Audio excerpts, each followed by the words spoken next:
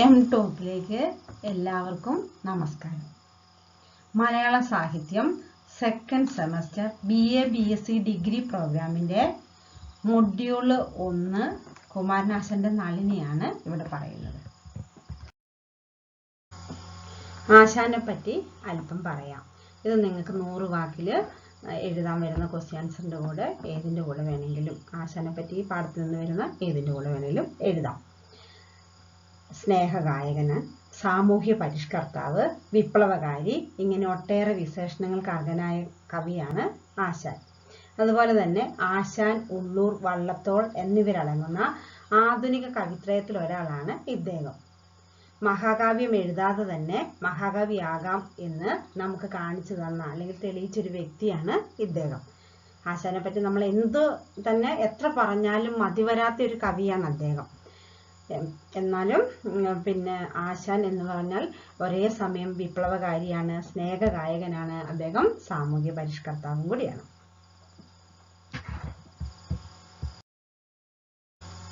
1 മുതൽ 36 വരെയുള്ള സ്റ്റാൻസ് ആണ് പഠിക്കാനുള്ളത്.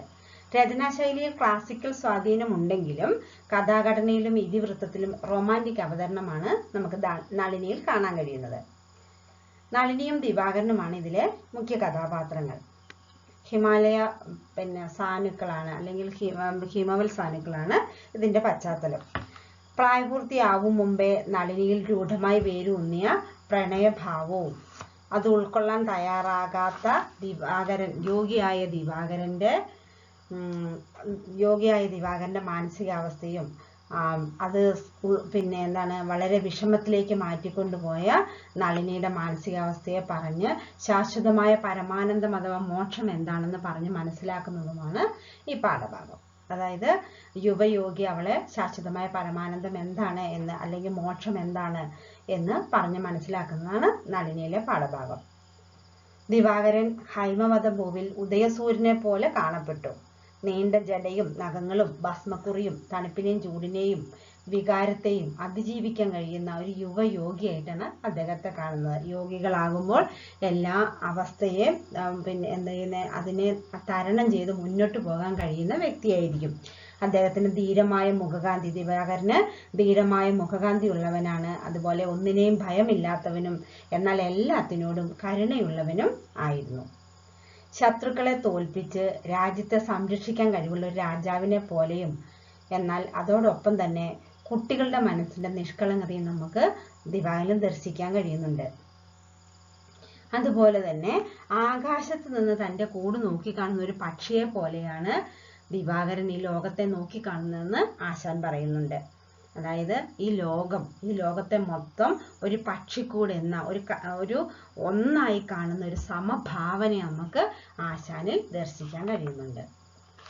യോഗിയായിരുന്നിട്ട് കൂടി അദ്ദേഹത്തിന്റെ മനസ്സ് ഉത്കണ്ഠ നിറയുന്നു. ഇതൊരു പ്രധാനപ്പെട്ട ഭാഗമാണ്. അതായത് ജന്തുവിന് വാസനാവികൃതി അങ്ങ് ഉടൽ തീരുവോളം എന്നാണ് പറയുന്നത്. ജന്തുക്കൾക്ക് എത്ര തന്നെ നമ്മൾ യോഗിയല്ല, തപസ് അനുഷ്ഠിക്കുന്ന ആളെ എന്തായിരുന്നെങ്കിൽ കൂടി, ആരായിരുന്നാൽ കൂടി ആ മനസ്സിന്റെ എവിടെയെങ്കിലും ഒരു കോണിൽ ആ വാസന, ആ ലൗകിക ജീവിത വാസന അവിടെ നിലനിൽക്കുമെന്നാണ് പറയുന്നത്. അദ്ദേഹത്തിന് വികാരത്തിൽ നിന്ന് പൂർണ്ണമായി ദിവാകരന് മോചിതനാവാൻ കഴിഞ്ഞിട്ടില്ല എന്നിവിടെ വ്യക്തമാക്കുന്നു. ഈ ദിവാകരന്റെ മനസ്സിൽ വികാരമുണ്ടാക്കുന്ന അതേ സമയത്ത് തന്നെ നളിനിയിലും ഒരു മാനസിക ചൈതന്യം, അവൾ തപസ്വിനിയാണ്, എന്നിട്ടും കൂടി അവളിൽ എന്തോ ഒരു പെട്ടെന്ന് മനസ്സിലൊരു വികാരം ഉണ്ടാകുന്നു. അവളുടെ മുഖം പെട്ടെന്ന് വിളറി മ്ലാനമാകുന്നുണ്ടായിരുന്നു. ഒരു തപസ്വിനിയുടെ ജീവിതമാണ് നളിനി നയിക്കുന്നതെങ്കിലും അവളുടെ മനസ്സിപ്പോൾ പ്രണയഭാവങ്ങളിൽ നിന്ന് മുക്തമാകാതെ ഇങ്ങനെ ഒരു വിളറിയ മനസ്സോടുകൂടി അവൾ തുടരുന്നത് നമുക്ക് തുടർന്നുള്ള വരികളിൽ ദർശിക്കാൻ കഴിയുന്നുണ്ട്. നളിനിയുടെ സൗന്ദര്യം കാണുമ്പോൾ മുല്ലവള്ളി കാട്ടിലായാൽ പോലും അത് തിരിച്ചറിയാൻ കഴിയും. അല്ലെങ്കിൽ നാഗരിക കന്യകയെ പോലെ വനത്തിൽ തപസ്വിനിയെ കാണാൻ കഴിയുന്നു, അത്രയും സൗന്ദര്യത്തോടു കൂടി കാണാൻ കഴിയുന്നു എന്ന് ഈ വരികൾ പറയുന്നു. കാമുകനെ അന്വേഷിച്ച് നളിനി വീട് വിട്ടിറങ്ങി. ആ ദുഃഖത്തിൽ അവളുടെ മാതാപിതാക്കൾ ആത്മഹത്യ ചെയ്തു. അവളെ വിവാഹം കഴിക്കാൻ കുറെ ചെറുപ്പക്കാർ, സുന്ദരിയായ നളിനിയെ വിവാഹം കഴിക്കാൻ കുറെ ചെറുപ്പക്കാർ ആഗ്രഹിച്ചു.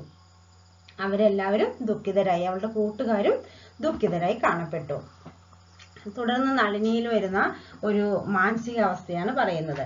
താമര സൂര്യന്, നളിനി ഇങ്ങനെ ചിന്തിക്കുകയാണ്, താമര പൂവിനെ നോക്കിക്കൊണ്ട്, കുളത്തിലെ താമര പൂവിനെ നോക്കിക്കൊണ്ട് പറയാണ്, ഈ താമര സൂര്യന് കാന്തിയും വണ്ടിന് മധുവും നൽകിക്കൊണ്ടേയിരിക്കുന്നു. താമരയുടെ പ്രാണനാഥനായിട്ടാണ് പിന്നെ സൂര്യനെയും വണ്ടിനെയും ഒക്കെ ഇവിടെ ചിത്രീകരിച്ചിരിക്കുന്നത്. അതുകൊണ്ട് താമരയുടെ ജീവിതം എത്ര ധന്യമാണ്. എന്നാൽ തനിക്ക് അതുപോലെ തൻ്റെ പ്രിയതമന് മധുവും ദൈവത്തിൽ സ്നേഹവും അർപ്പിച്ച് ജീവിക്കാൻ, ആ ജീവിത സൗഭാഗ്യ മധുവുമായിട്ട് ജീവിക്കാൻ കഴിയുന്നില്ലല്ലോ എന്നോർത്ത് അവളുടെ മനസ്സ് ഇതുവരെ ആ താപസ ശക്തിയാൽ കൊണ്ടുവന്ന ആ പിന്നെ ശക്തി മുഴുവനും ചോർന്നു പോകുന്നത് പോലെ നളിനിക്ക് തോന്നാൻ തുടങ്ങി. ഈ സമയത്താണ് ഇവളിങ്ങനെ മാനസികമായി ദുഃഖിതനായി തളർന്നു പോകുന്ന സമയത്ത് ആ യോഗിയായ ദിവാകരൻ അവക്ക് ലൗകിക ജീവിതത്തിന്റെ നിസ്സാരതയെക്കുറിച്ച് പറയുന്നു. ഇവിടെ കിട്ടുന്ന, ഈ ഭൂമിയിൽ കിട്ടുന്ന എല്ലാ സുഖ സൗകര്യങ്ങളും വളരെ പെട്ടെന്ന് ഇല്ലാതെയായി പോകുന്നതാണെന്നും പരമമായ ആനന്ദം അഥവാ പരമമായ ചൈതന്യം എന്ന് പറഞ്ഞാൽ ഈശ്വരൻ, ശരിയായ ഈശ്വരനിലേക്കുള്ള അറിവാണെന്നും ഈശ്വര പ്രീതിയാണെന്നും അവൾക്ക് ഉപദേശിച്ചു കൊടുക്കുന്നു. നളിനിക്ക് മോക്ഷം ലഭിക്കുന്ന, അവളുടെ ആത്മാവ് അല്ലെങ്കിൽ ദേഹവിയോഗം സംഭവിക്കുകയും അവളുടെ ചുണ്ടിൽ നിന്ന് ഓം എന്ന പ്രണവ മന്ത്രം ഉരുത്തിരിയുന്നതും നമുക്ക് ഇവിടെ കാണാൻ കഴിയും. ഇത്രയുമാണ് 1 മുതൽ 36 വരെയുള്ള സ്റ്റാൻസയിൽ, ആ ഖണ്ഡികകളിൽ നമുക്ക് സെക്കൻഡ് സെമസ്റ്ററിൽ പഠിക്കാനുള്ളത്. ഇത് നിങ്ങൾക്ക് വളരെ സഹായകമായി എന്ന് വിശ്വസിക്കുന്നു. നന്ദി.